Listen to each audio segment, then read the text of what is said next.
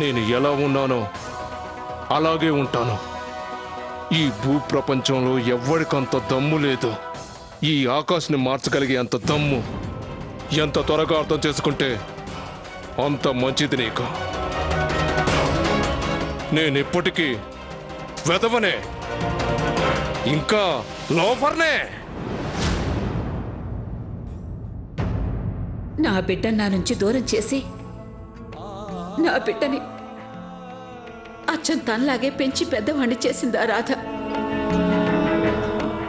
ఈరోజు నా బిడ్డను చూస్తుంటే నేనేనా వీడికి జన్మనిచ్చింది అనిపిస్తోంది. నేను నా రక్తం పంచుకుని పుట్టిన బిడ్డని ఆ స్థితిలో చూడలేకపోతున్నాను. తల్లిని నేను. నా బిడ్డ వీడేనని తెలియకపోయి ఉండొచ్చు, కానీ ఏది ఏమైనా నేను ఈ అన్యాయం జరగనివ్వను. ఏదో ఒకటి చెయ్యక తప్పదు. నేను ఏదో ఒకటి చేస్తాను.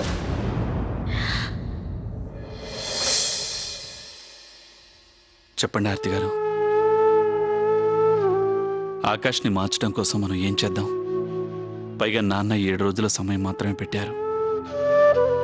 ఈ వారం రోజుల్లో ఆకాష్ని ఎలా మార్చడం? చెప్పండి ఆర్తి గారు, మనం ఏం చేద్దాం?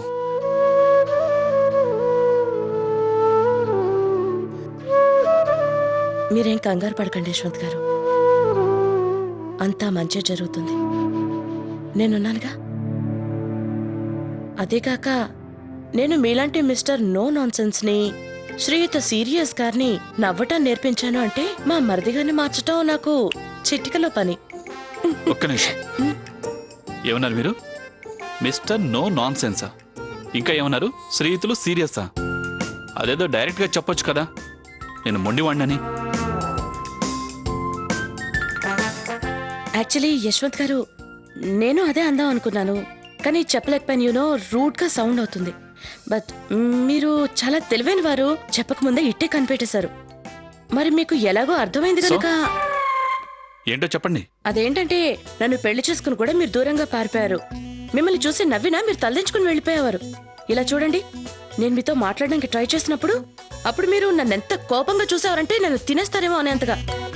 యశ్వంత్ గారు, ఇంత అందమైన పెళ్ళాం ఉండి కూడా మీ ముఖం ఎలా ఉండేదంటే ఎవరో బలవంతంగా మీ ముక్కు పట్టుకుని మీతో కషాయం తాగించినట్టుండేది. ఆర్తి గారు, ఈ టవల్ ఇక్కడ ఎందుకుంది? అది బాత్రూంలో ఉండాలి కదా. ఆర్తి గారు, ఈ కుషన్స్ ఇలా ఎందుకు పడున్నాయి? ఇవి సోఫాలో ఉండాలి కదా. ఆర్తి గారు, ఈ హెయిర్ పిన్ ఇలా ఉందేంటి? నాకెప్పుడైనా. పైగా నేను మీకు ఎన్నోసార్లు చెప్పాను ఆర్తి గారు, నా కళ్ళలోకి అలా చూడకండి అని. ఆర్తి గారు, మీ కళ్ళు ఏం చెప్తున్నాయంటే నన్ను మర్చిపోమంటున్నాయి. చెప్పండి ఆర్తి గారు, మీరింత అందంగా ఎందుకున్నారు? నన్ను నేను మర్చిపోయేంతగా జవాబు చెప్పండి.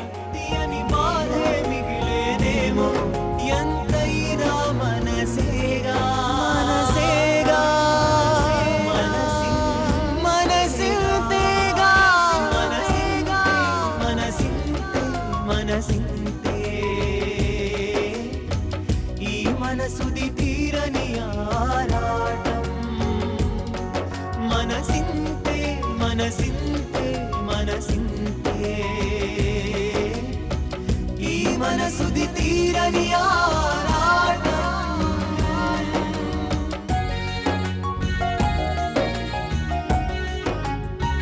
కనులు కనులు కలిశాక ఎందుకంత కలవరపాటు అడుగు ముందుకేశాక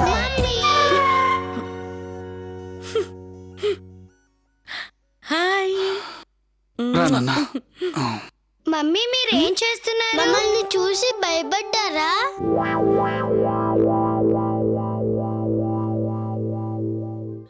లేదు, ఏం చేయడం లేదు.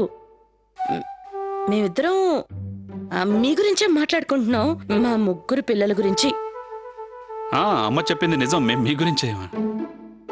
ఇదేంటి స్కూల్ డైరీ ఏమైంది? ఏదైనా హోంవర్క్ ఇచ్చారా? హోంవర్క్ లో ప్రాజెక్ట్ ఇచ్చారు మమ్మీ, అందుకే కంగారుగా ఉంది. ఇందులో కంగారు పడాల్సిందే ఉంది నాన్న.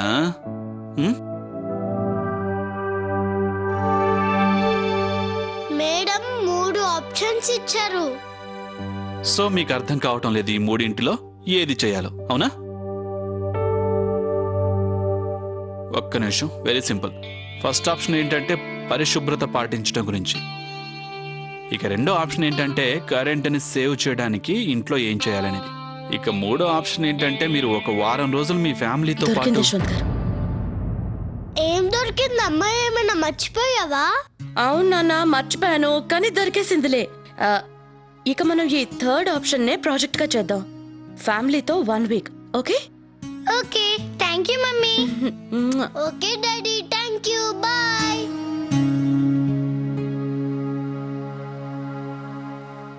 యశ్వంత్ గారు, ఈ ప్రాజెక్ట్ ఉంది కదా, 1 వీక్ విత్ యువర్ ఫ్యామిలీ. ఇది పిల్లల కోసమే కాదు, మన కోసం కూడా. ఈ ప్రాజెక్ట్ కారణంగానే ఆకాష్ ఈ కుటుంబానికి మరింత దగ్గర అవుతాడనే నమ్మకం ఉంది. ఆర్తి గారు, నా మీద నాకే గర్వంగా ఉంది. నేను మిమ్మల్ని పెళ్లి చేసుకుని చాలా మంచి పని చేశాను. నాకు మీతో పెళ్లి జరగకపోయి ఉంటే నా తమ్ముడికి, ఈ ఇంటి బిడ్డకు న్యాయం జరిగేది కాదు. నాకు ఈ విషయంలో ఎవరు సాయం చేసేవారు? ఆర్తి గారు, ఇప్పుడు నేను గట్టిగా చెప్పగలను, ఒకవేళ ఎవరైనా పునర్వివాహ బంధాన్ని నిలబెట్టుకోవటం అంత సులువు కాదంటే అది తప్పని చెప్తాను. మీరు చెప్తుంది నిజం యశ్వంత్ గారు.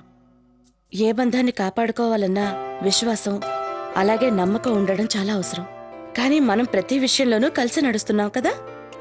మీరు చూడండి, మన ఫ్యామిలీకి వచ్చిన ఈ ప్రాబ్లంని ఇదే క్లియర్ చేస్తుంది. ఇక మనందరి హృదయాలు ప్రేమాభిమానాలతో వెల్లివిరుస్తాయి. నో ప్రాబ్లమ్స్, నో సీరియస్నెస్ కదా.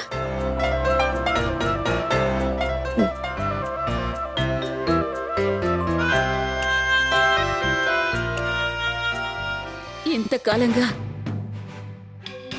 మీరు చేసిన తప్పుని, పొరపాటుని దాచుంచారు మీరు. ఈ రోజు మీ బిడ్డ సమస్య వచ్చేసరికి ఈ ఇంటి పద్ధతులు, సాంప్రదాయాలు అంటూ 7 రోజులే గడువిస్తారా? ఎందుకని? వాడు మన బిడ్డ అండి, మన కన్న బిడ్డ. ఈరోజు వాడు ఎలా ఉన్నా సరే అది వాడి తప్పు ఎన్నటికీ కాదండి, పెంపకంలో లోపమే అది. తప్పు మీది, ఆవిడ గారిది. తనే తన కన్న బిడ్డని ఎలాగైనా మన కుటుంబంతో ఆనందం అనుభవించాలని నా బిడ్డని మార్చేసింది. మీరిద్దరూ చేసిన తప్పుకి నా బిడ్డ శిక్ష అనుభవించాలా? ఇది ప్రశ్న బెదిరింపా? ప్రశ్న కాదు, బెదిరింపు కాదు. ఒక తల్లి దుఃఖం అండి. తన బిడ్డ ఎవరు చేసిన తప్పు వల్ల తన బిడ్డ శిక్ష అనుభవిస్తుండగా చూసిన బాధ ఇది. ఇక ఇంకో మాట చెప్పనా? ఒక తల్లికి తన బిడ్డ హక్కు గురించి అడిగే హక్కు ఉంది. ఇన్నేళ్లకు బదులు కేవలం 7 రోజుల అన్యాయం ఇది. ఇది అన్యాయం, న్యాయం కాదు. అంటే నువ్వు నాకు చెప్తున్నావా ఏది అన్యాయమో ఏది న్యాయమో? మీరు రాధ దగ్గరికి వెళ్ళినప్పుడు మీకసలు న్యాయ అన్యాయాల గురించి గుర్తుకు రాలేదా? ఒక పరాయి దానికి మీరు ఏ అధికారం ఇచ్చారంటే మీ భార్యకు 7 అడుగులు వేసినప్పుడు ఇచ్చిన అధికారాన్ని ఇచ్చారు. అప్పుడు మీకు న్యాయ అన్యాయాలు గుర్తుకు రాలేదా? ఈ నియమాలు, నిబంధనలు కేవలం భార్య కోసం, ఒక ఆడదాని కోసం ఏర్పడినవే కానీ భర్తకు స్వతంత్రం ఉంది కదా, ఎవరితోనైనా సంబంధం పెట్టుకోవచ్చు. ఎవరికైనా అధికారాన్ని ఇవ్వడానికి, అధికారాన్ని తొలగించడానికి.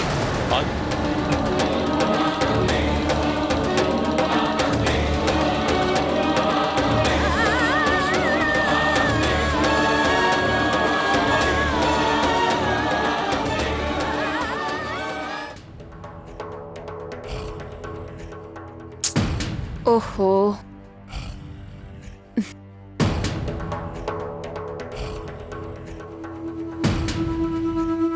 ఆ దేవుడి మీదొట్టో, నాకేంటి అసలు తెలివే లేదు. ఇంత చిన్న విషయం నాకు అర్థం కాలేదేంటి? ఈ కొత్త పప్పుల కోసం స్థలం ఏర్పాటు చేయాలి, లేదా పాత పప్పుల్ని పూర్తిగా తొలగించాలి, లేదంటే కొత్త వాటి కోసం ఇంకో స్థలం ఏర్పాటు చేయాలి. ఎంత చిన్న లెక్క జీవితం అంటే. పాపం వీళ్ళంతా కారణం లేకుండా కంగారు పడుతున్నారు. కానీ నాదేం పోయింది? నేను కేవలం ప్రేక్షకురాలే కదా. యశ్వంత్ బాబు, నువ్వు నీ ఆర్తి గారు కలిసి ఈ కష్టం గట్టెక్కించడం కోసం 7 రోజుల సవాల్ స్వీకరించారు. కానీ ఈ సవాల్ తరువాత ఎవరు బయటికెళ్తారో, ఎవరు బాగుపడతారో కదా, అది కాలమే నిర్ణయించాలి.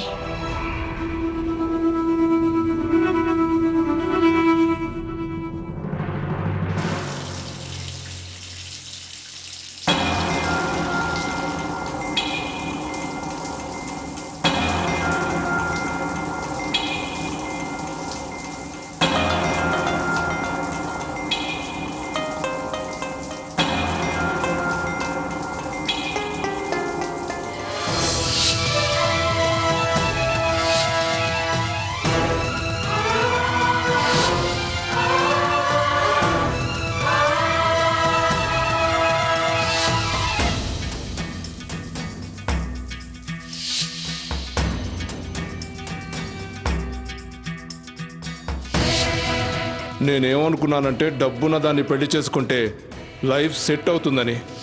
కానీ నాకేం తెలుసు అంతా రివర్స్ కేస్ అవుతుందని. నాకు ముందే సూరజ్ ప్రతాప్ సింధియా కొడుకునని తెలిసి ఉంటే ఈ పిల్లని నేను అసలు చూసి ఉండేవాడే కాదు. లాటరీ తగిలింది, కానీ ఈ ఉరితాడు మాత్రం నా మెడకు గట్టిగా బిగించుకుంది.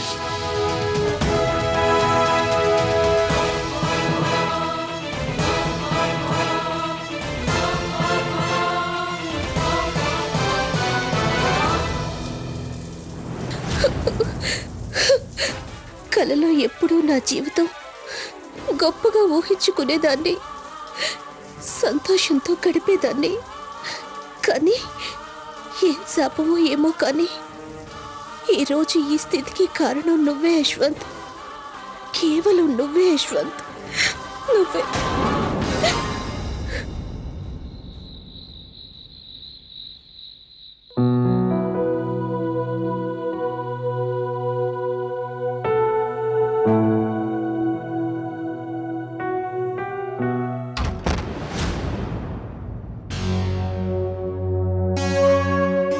ఏంటా సౌండ్?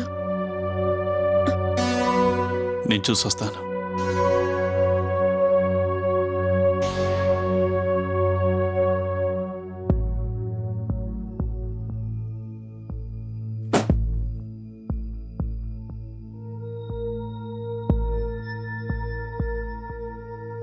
ఇక్కడెవరూ లేరే.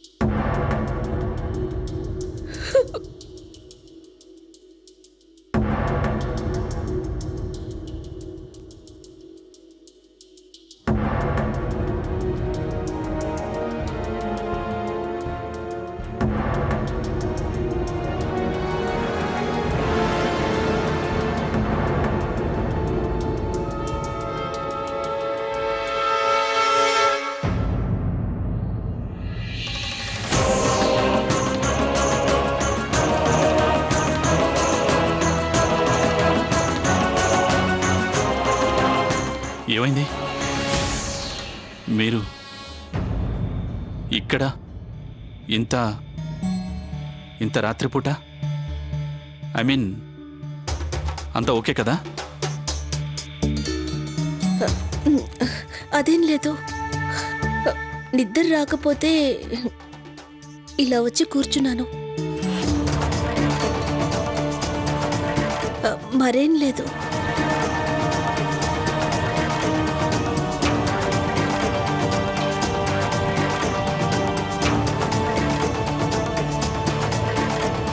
నేను ఈ విషయం చెప్పలేను. మీ జీవితంలో ఏదైతే జరిగిందో అది చక్కబడుతుందని.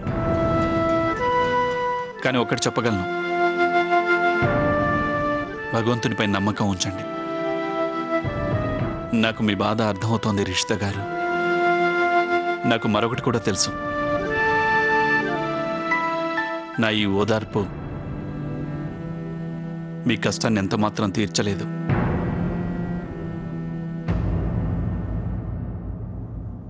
కానీ నేను మీకు ప్రామిస్ చేస్తున్నాను, మీకు ఎలాంటి కష్టం,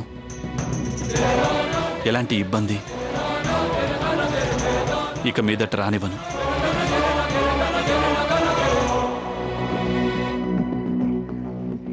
అబద్ధం చెప్తున్నారు మీరు. నా ఉద్దేశం, మీ ఈ ఓదార్పు నాకు సంతోషాన్ని ఇచ్చింది. నా మనసులో బాధని మీరు అర్థం చేసుకున్నారు కదా యశ్వంత్. నా కష్టాన్ని అర్థం చేసుకున్నారు, నా గురించి ఆలోచిస్తున్నారు.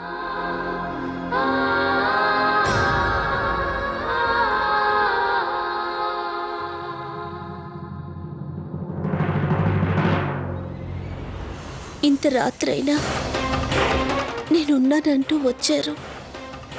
అందుకు థ్యాంక్స్ యశ్వంత్ గారు.